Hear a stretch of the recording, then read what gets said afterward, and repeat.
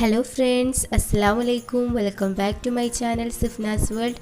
ഞാനിന്നിവിടെ എത്തിയിട്ടുള്ളത് ഒരു അടിപൊളി പയർ പൊരിച്ചത് അല്ലെങ്കിൽ ബീൻസ് പൊരിച്ചത് എന്നൊക്കെ പറയുന്ന നല്ലൊരു റെസിപ്പിയുമായിട്ടാണ്. അപ്പോൾ എല്ലാവരും വീട്ടിൽ ട്രൈ ചെയ്ത് നോക്കാം. അപ്പോൾ നമുക്ക് തയ്യാറാക്കി നോക്കാം. അതിന് വേണ്ടിയിട്ട് ഞാൻ ബീൻസ് ഇത്രത്തോളമാണ് എടുത്തിട്ടുള്ളത്. നിങ്ങൾക്ക് എത്ര വേണോ അത്ര എടുക്കാം. കുറച്ച് ലെങ്തി ആയിട്ട് ഞാൻ കട്ട് ചെയ്തിട്ടുണ്ട്. ഇനി നമുക്ക് ഇതിലിട്ടുള്ള മസാല തയ്യാറാക്കിയെടുക്കാം.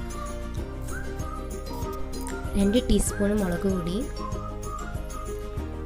1 ടീസ്പൂൺ ഉപ്പ്, 1 ടേബിൾ സ്പൂണ് കോൺഫ്ലവറാണ് എടുത്തിട്ടുള്ളത്. ഇനി നമുക്കിതിലോട്ട് കുറച്ച് മഞ്ഞൾപ്പൊടിയും കൂടെ ആഡ് ചെയ്ത് കൊടുക്കാം.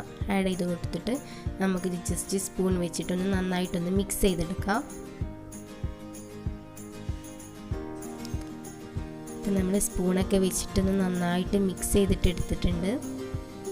ഇനി നമുക്കിതിലോട്ട് കുറച്ച് ഓയിൽ, വെജിറ്റബിൾ ഓയിൽ നമുക്ക് ആഡ് ചെയ്ത് കൊടുക്കാം.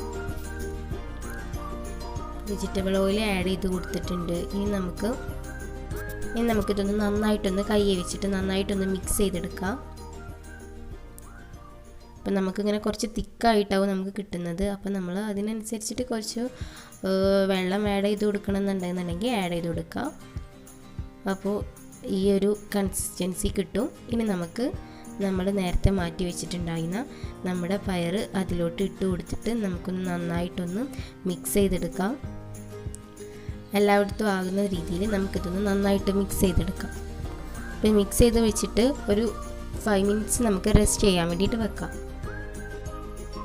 ഇനി നമുക്കിതൊരു പാന് വെച്ചിട്ട് വെളിച്ചെണ്ണ ഒക്കെ ഒഴിച്ച് കൊടുത്തിട്ട് നമ്മൾ സാധാരണ രീതിയിൽ ഫ്രൈ ചെയ്തെടുക്കുന്നത് പോലെ നമുക്ക് ഫ്രൈ ചെയ്തെടുക്കാം. നന്നായിട്ട് സെറ്റാകുന്നത് വരെ നമുക്കിതൊന്ന് നന്നായിട്ടൊന്ന് മൂപ്പിച്ചെടുക്കാം. നമ്മൾ കോൺഫ്ലവറൊക്കെ ഇട്ട് കൊടുത്തത് കൊണ്ട് തന്നെ നല്ല പെട്ടെന്ന് മുരിയാനായിട്ടും സാധ്യത ഉണ്ട്. അപ്പോൾ നമ്മൾ അതിനനുസരിച്ചിട്ട് കുറച്ച് നേരം നമുക്ക് ഫ്ലെയിം ഒന്ന് സിമ്മിലിട്ടിട്ട് നമുക്ക് ചെയ്യാം. അപ്പോൾ റെഡി ആയിട്ടുണ്ട്. നമ്മൾ സാധാരണ രീതിയിൽ തയ്യാറാക്കുന്നതിനേക്കാളും അടിപൊളി ടേസ്റ്റാണ് കിട്ടുന്നത്.